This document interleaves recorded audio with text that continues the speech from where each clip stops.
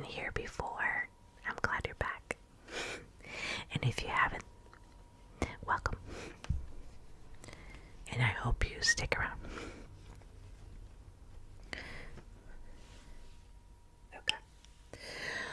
Okay.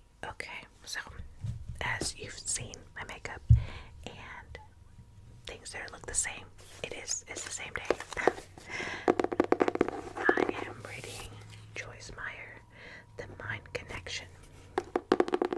And I'm going to be reading chapter 10, chapter 10, chapter 10, chapter 10, chapter 10, chapter 10.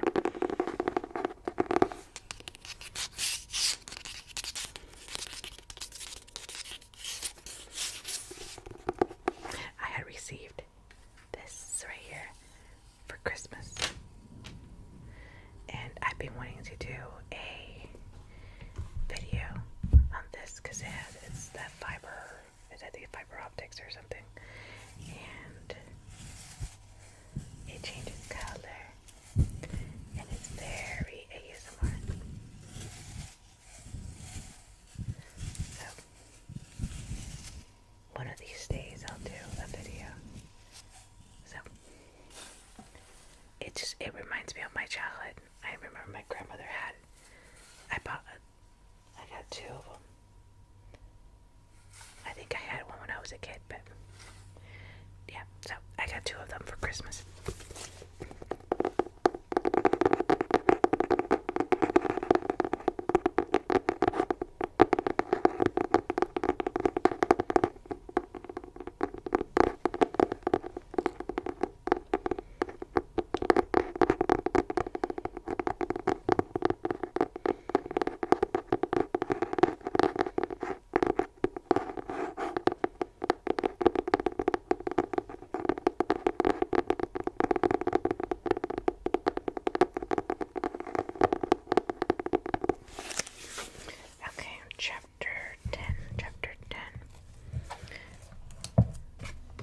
This book has 21 chapters, so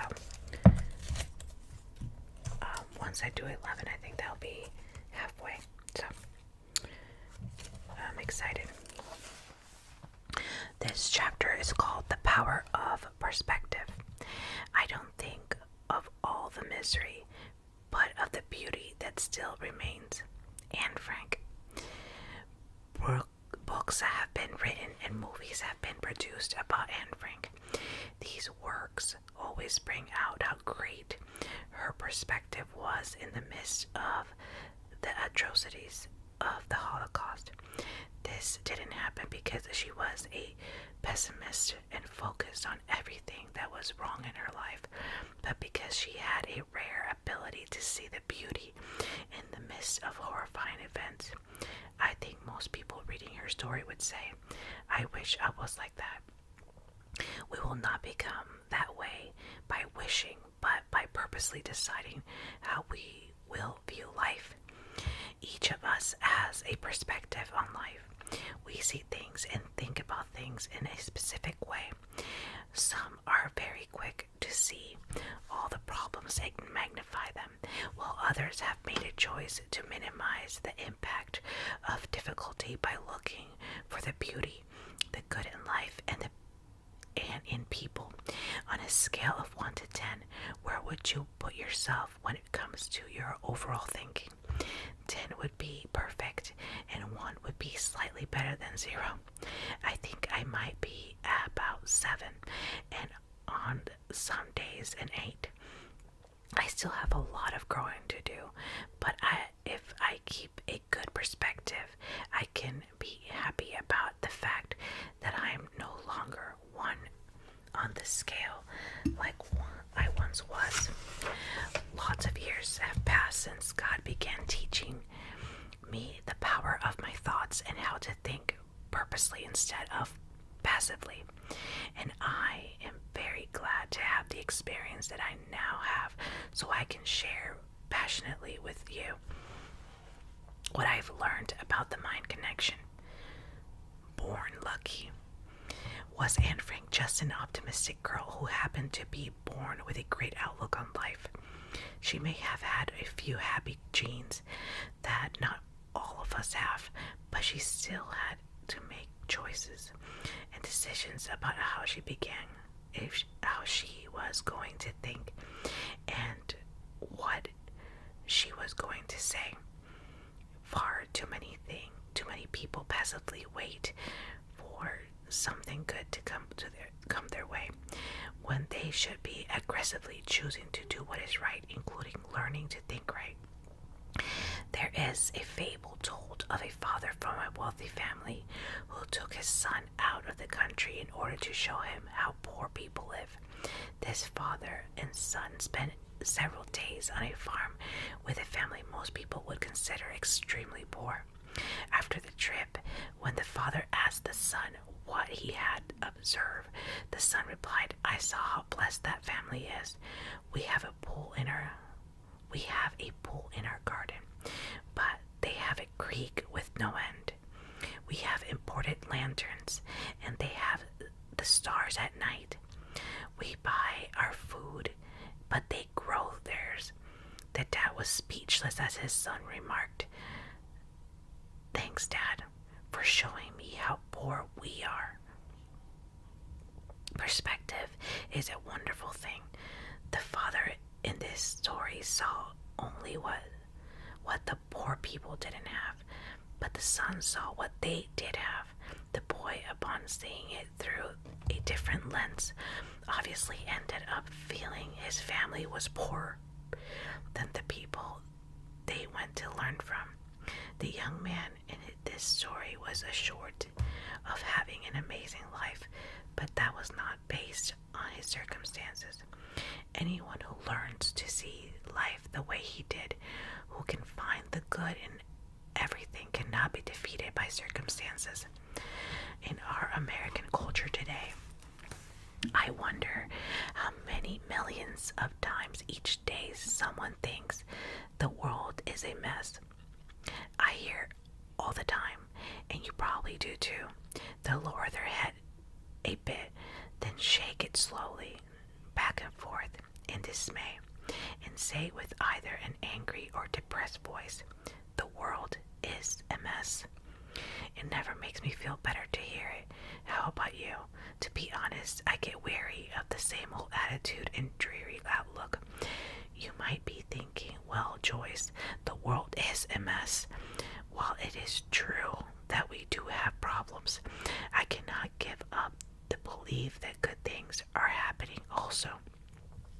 And I would personally like to hear more about them, since sin abounds these days, and when that is the case, circumstances are never good.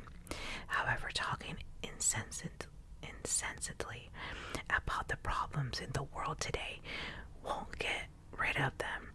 I am not implying that we should ignore the violence and sit idly by and do nothing, but sing happy tunes and smile.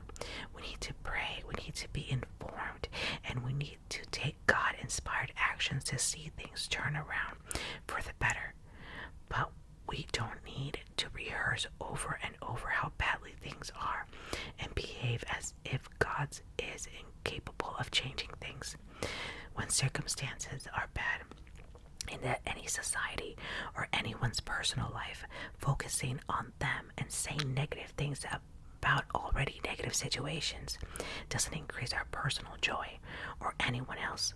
People need hope, and we can make the choice to be committed to giving it to them. The next time someone tells you how bad things are in the world, say something like this: "Yes, things sure are bad, but I do believe that God has a plan for his people." Anyone I have said that to always responds, "Yes, you're right." They just needed to be reminded of something that had gotten pushed into the background of their mind because of the massive amounts of negative input coming at all. Put on God's glasses. Jesus teaches us by the word and example to be positive about the problems of life, and so do the apostles. Jesus said that in the world we would have tribulation, but that we should cheer up because he has overcome the world. See John 16:33. Awesome. Keep that in mind when life seems bleak. When the disciples were in a severe storm and Jesus was asleep in the bottom of the boat, they became very frightened and were focused only on the storm. But Jesus rebuked them for their lack of faith, and he asked them why they were upset since he was in them. See Mark 4:36 through 40. Jesus wanted them to see him as a greater than in the storm. Apparently, Anne Frank saw God when others saw only persecution. She must have been looking through God's glasses. The Lord sees things differently than we often do. We see problems, but he sees possibilities. We see messes, but he sees miracles. We see endings, but he sees new beginnings. We see pain and pressure, but he sees spiritual growth. You might wonder, doesn't God care about all the horrible problems in the world? Yes, he certainly does. And let me assure you that God does have a good plan for not only society in general, but also for each of us individually. Hang on to the biblical truth and don't let anything going on in the world take it from you. I am in the midst of studying the book of Exodus, and I noticed that when all terrible plagues were being unleashed on Egypt, due to Pharaoh's disobedience, God's people were kept safe. Exodus says that when God sent a swarm of something called blood-sucking godflies, I am happy we don't have those around these days unless they have just been renamed mosquitoes. He set apart the land of Goshen for the Israelites, which had no swarms of gadflies. See Exodus 8:21 and 22. No matter how many blood-sucking gadflies you ran into every day, they don't have to be a problem for you. And when all the livestock were killed, God made a distinction between the livestock of Israel and the livestock of Egypt. He then declared that nothing belonging to the Israelites would die. See Exodus 9:4. When Egypt was plummeted with waiting hail, only in the land of Goshen, where the Israelites were, was there no hail. See Exodus 9:26. And when it was so dark in the land of Egypt that the people could not even see well enough to get out of bed for 3 days, all the Israelites had natural light. See Exodus 10:23. I do realize that people reading this, or other people you might know, have suffered property loss due to floods, hurricanes, or fires. And it would be easy to say, wait a minute, God didn't take care of them. My point is that even though Anne Frank and many others like her throughout history endured much suffering, their perspective allowed them to have joy in the midst of the agony. Our attitudes can make our problems harder to deal with or easier. It is up to us. I've seen this up close and personal. Our ministry has been heavily involved in disaster relief, and I have seen individuals who become bitter and blame God. But I also have seen others who always find something they believe God spared them from or is doing for them. I don't even need to tell you which of these two types of people were happier. I think Anne Frank made a choice for herself. She could do anything about her situation. She couldn't do anything about her situation, but she could control her attitude. And by doing so, she became someone whom God could use as an example to the world. Just think about it. Although it has been about 70 years since she died, Anne Frank is still well known today. I have not read a book about anyone from the time period heralding their negative, hopeless, bitter attitude. Have you? I find these things to be very encouraging, and they give me hope concerning the things I see taking place in the world today. Let me say firmly that God has a plan for his people, and we should think, speak, and behave as we believe that he does. Let's learn to see through the glasses that God looks through. Let's learn to have his perspective. The long-range effect of perspective. Since our perspective involves our thought process, we would be wise to realize that it also affects our moods. If I am in a bad mood, I may need a perspective adjustment. Perhaps I am looking too much at what I don't have and not enough at what I do have. Or I may be looking at what people don't do for me instead of what they do for me. Our perspective on anything, especially events, people we don't like, have a long-range effect. How we view events that took place as far back as our childhood may still be affecting us in a negative manner. When I learned to think of the abuse in my childhood as something that was unfortunate, but something that could be used by God for good, the pain began to lessen, and I began to heal emotionally. As long as I deeply represented my father for sexually abusing me and my mother for not protecting me, I had a wound in my soul that could not heal. But when I decided to try to understand the way my father was raised and my mother's fear and weakness of character, I actually started feeling more sorry for them than I did for myself. If you are dealing with a broken heart or a wounded soul, try asking God to help you make a connection between your perspective and your current feelings. If you are willing to change the way you view the situation, and it is not always easy, you will begin to make progress towards wholeness instead of remaining broken. Life breaks all of us in one way or another, and it is up to us whether we remain broken and bitter or we let God use it to make us better and more powerful. Let me take a moment to say that I fully understand that it is much easier for me to write about looking at painful things in a positive way than it is to do it. However, it is possible and is in fact the only choice we have unless we want to remain miserable. Although opening up old wounds for the purpose of having them cleansed is painful, it is more painful to remain wounded and broken all of our lives. We cannot do anything about the past, but we can do a great deal about the future. I encourage you not to remain stuck in a painful place when God is offering you healing. It is never too late for a new beginning. Perspective and power.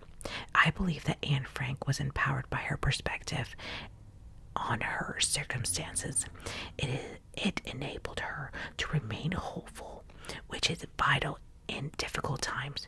God's word states that hope deferred makes the heart sick. Proverbs 13:12. When we are hopeless, everything else about us is sick. Where there is no hope, lethargy sets in and we begin to experience atrophy. The longer we are hopeless, the more negative we become. It is still amazing to me that we have the power to change all of the negative we feel and may pass on others unintentionally just by choosing to see things the way God does. We should not deny our circumstances, but neither should we give them permission to control our attitudes and behaviors. God has given each of us power, and we can live above our circumstances, but only if we choose to have a hopeful, positive perspective. If you decide to view things that are considered problems in a positive way, I can assure you that someone will promptly tell you that you aren't being realistic. But the good thing about faith is that it keeps you joyful and energized while you are trusting God to change the current reality. Someone may even say, "Don't be so childish," but that is exactly what God tells us we need to be if we intend to enjoy the life He provides. In Anne Frank's case, her amazingly good attitude didn't ever deliver her from her circumstances. In fact, she and her family were discovered in their hiding place, and they were taken to a prison camp where she eventually died of typhus, just as many of other children did. So you might say, what good did her positive perspective do her? I'm certain that she was much happier than many of the people around her were. She kept a diary for her days as much as she could, and when it was discovered after the war, it was eventually translated into 70 languages and is now one of the most widely read accounts of the Holocaust. I know that her attitude has inspired millions of people and helped them make it through their difficulties. That alone is a good thing, and we can always find something good if we take the time to look. The Apostle Paul suffered greatly.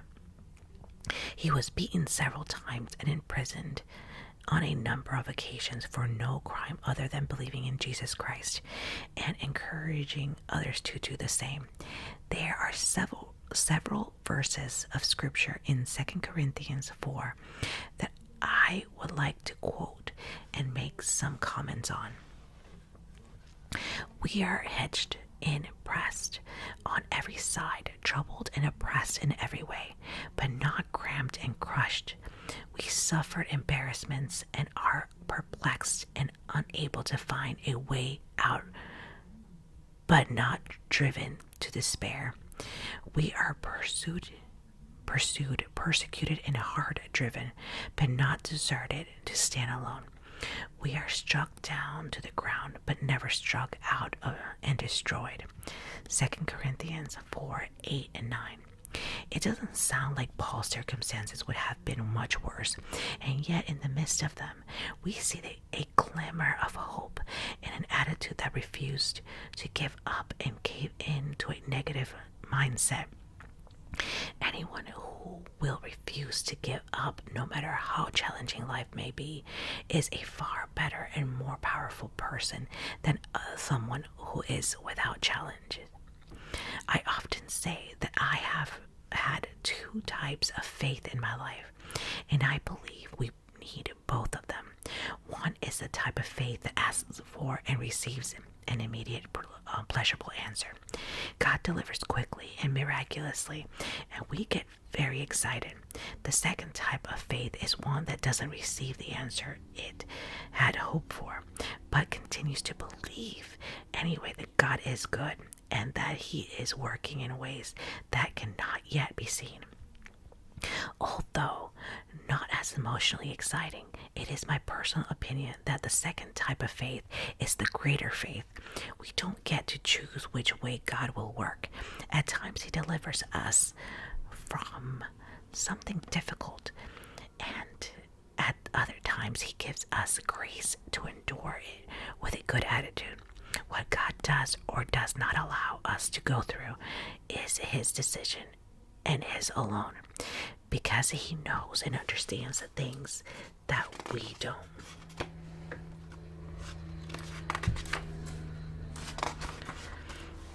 We live life forward, but we can only understand it backward. When we are going through something, it may make no sense at all. The pain we feel disables us from understanding, and yet later on we can look back at the painful events and clearly understand that God's choice was better for us than what we would have chosen. There is also the possibility that we will never understand, but even And the heart of faith bows in worship, knowing that trust requires that we may always have some unanswered questions. Therefore, we do not become discouraged, utterly spiritless, exhausted, and wearied out through fear. Though our outer man is progressively decaying and wasting away, yet our inner self is being progressively renewed day after day. For our light, momentarily affliction, this slight distress, the passing hour, is ever more and more abundantly preparing and producing and achieving for us an everlasting weight of glory, beyond all measure, excessively surpassing all comparisons and all calculations, a vast and transcendent glory and blessedness never to cease. 2 Corinthians 4:16 and 17. If I were to say that what Paul was saying, it might sound like this: I'm not going to let the fear of what may happen to me give up. I can see that my circumstances aren't great and they're taking a toll on my body, but something wonderful is taking place inside of me, in the private chambers of my soul. I feel strong, as if I am growing spiritually. I believe I am becoming a better person. What is happening now won't last forever. This too shall pass, and it will leave a deposit of something glorious, something that I could have never planned or even imagined. If it will help you, why not copy this translation I have offered and put it someplace where you can read it easily to any time you need a perspective adjustment. It may help you refocus your life lens and see like Paul did. To put the finishing touches on Paul's perspective, he says, since we consider and look not to the things that are seen, but to the things that are unseen. For the things that are visible are temporal, brief and fleeting, but the things that are invisible are deathless and everlasting. 2 Corinthians 4:18. When what I see is discouraging me, I often go to these scriptures and remember that there are things I cannot see with the natural eyes. They are far better things than what I am able to see. It is our choice. We can choose to believe God's promises and expect something good to happen, or not to believe, but I highly recommend believing. It has always proven to be the best way to live. Think about this. 1. You can be quick to see all the problems and magnify them, or you can make a choice to minimize the impact of difficulty by looking for the beauty, the good in life, and the good in people. 2. Jesus is greater than any storm you will ever face. 3. Your attitude can make a problem harder to deal with or easier. The choice is up to you. 4. The best way to change your mood is to change your perspective. 5. Trust requires that we may always have some unanswered questions. That's that for chapter 10. I just feel like it keeps getting better and better and better. The more I read it, it's like, kind of makes you realize certain things about the perspective. You kind of look back and you go, wait a minute, I need to fix that. I need to fix that. It's just one of those things. It's just one of those things that you do need to be reminded. You really do. And it's one of those crazy thoughts that I think it's amazing. So far right now, I just love it. I kind of, you kind of think about, I've wasted time thinking or worrying instead of just putting it in God's hands. And I feel like I've learned a lot since I was a kid. You kind of look back and you're like, oh, wait a minute. Especially when you were a Christian, you're a Christian, and then you look back when you were rebelling, and it's like, oh my gosh, I've wasted so much time worrying about things that should not have mattered. Or instead of just, I was one that every time I fell, I would get up, just dust off and get back up and continue. That's just how I've always been. I still am like that today. you trip, you fall. Okay, ow, it hurt a little bit. Okay, we need to move on because you can't just stay stuck. That's just a thing. You cannot get stuck in one area. Right now, I have some issues that are happening, but it's about remembering that God's in control and knowing that no matter what or how dark your path is, there is a light. Even though at one time I didn't see a light in my life like at all. And that's part of my testimony that one day I will share with you guys. But I didn't see a tunnel. Like, I mean, my tunnel, it was so dark. There was no little light, not a little dot, not even the size of that, my lights here, nothing. It was so dark and I was in such a dark place and I kept walking, tripping, and I feel like the dirtier I got, the more scars I got. Like, there was no hope. I did not see hope at all. And I feel like in the world today, everything, like when COVID hit and all that stuff, like so many people died and everything, and I feel like people lost hope. And I'm gonna tell you, hope is there. Like, even if news and these shootings that are happening in schools and so many people are dying and so many kids, and you see the devastation that when you're watching this and all you want to do is just cry. But there's a purpose, and we may not see it right now. We know the enemy is there, and the enemy is going to attack every which way, and it's going to try to take souls, and it's going to try to discourage us and feel like there's nothing we could do, and feel like impotent and all that stuff. But as the Christian community, we need to stay strong, and we need to have faith and believe that God's in control, that even when it looks dark, God's the light. God is the light, and remember that. And God gave us that light inside of us, and we have to be there. And even people, non-Christians, they don't care, and they're like, whatever, God. But we know. I've seen God in my life. I know, and I know that there's a reason, and there's a purpose, and there's always a teaching when things happen to us in our lives. I know there's a teaching. It's just sometimes when we're too deep in it, we don't see it. But then that's why we pray and we get the understanding. And even though we don't know the true meaning of why, we do eventually see it, and we do eventually grow spiritually, and our faith grows. And even though that you may not see it at the moment, it is there. It's coming. Okay, you just gotta hold on.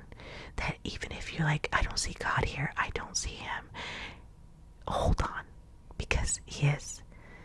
It's just the fact that you need to just believe in the unseen. And sometimes we do forget. Last year was a really hard year for me, and I look back and I know God was there. And even in the middle of it, it's one of those things that I knew God was there, and I was sad, but I knew because, again, we're human. That's our nature. Where something bad happens, we get sad. But in the middle of my sadness, I know God was in control, and I saw him. And looking back, I see him there, and I see it, and he's not gonna let me down. He's never let me down. We as humans, we let him down, but he's always there, and he does not let us down. And it's one of those things that we need to continue telling ourselves that God is there, even though we may not see him. Or you're like, oh, God's being quiet. But again, at least I've learned, when God's quiet is because God's working. So do not lose your faith. Don't lose the hope. And just hang in there and pray and just meditate on the Lord, because he is there, and the storm will pass. You're not going to have this cloud over your head for much longer. You just have to be strong and hold on, because your blessing is coming, and that's the part that we don't see at the moment, but it's coming. And God is good all the time. Like, even when we think, oh, God did this, oh, God allowed that, it's easier to blame God. Oh, for the death of a child. Oh, God, you're so mean. But you don't know the big picture. The big picture. And it's easy, you know, again, it's easier said than done. Because especially when you have children and it's happening to you, then yeah, you don't see hope, you don't see it, but trust the Lord. Trust him all the time. Bad and good. Trust him, because that was the one as a child, as a kid, as a teenager, it's one of those things that bad things kept happening after another. It's one of those things, the same, the continuously thing. And you know, I lost faith. I lost hope. Even though I had seen him, you lose it. And it's sad. It's sad, but just hold on, guys. Just hold on. And I'm telling myself to hold on, because, you know, the road with Christ is not easy. It's not an easy roses. Oh, you know, no. Roses have thorns. It's a hard road. It's it's a good road, but it's a hard one. You just gotta hold on to Christ, and I'm like, Lord, I'm holding your hand, because I don't want to be left alone. I don't. So I hope you liked my little rant or advice, or I don't know what you would want to call it, but thank you so much if you stayed with me till the end. Thank you. And please don't forget to subscribe if you haven't already, and share, comment, give me a thumbs up, and I will talk to you in my next video. Have a blessed day. Bye, guys.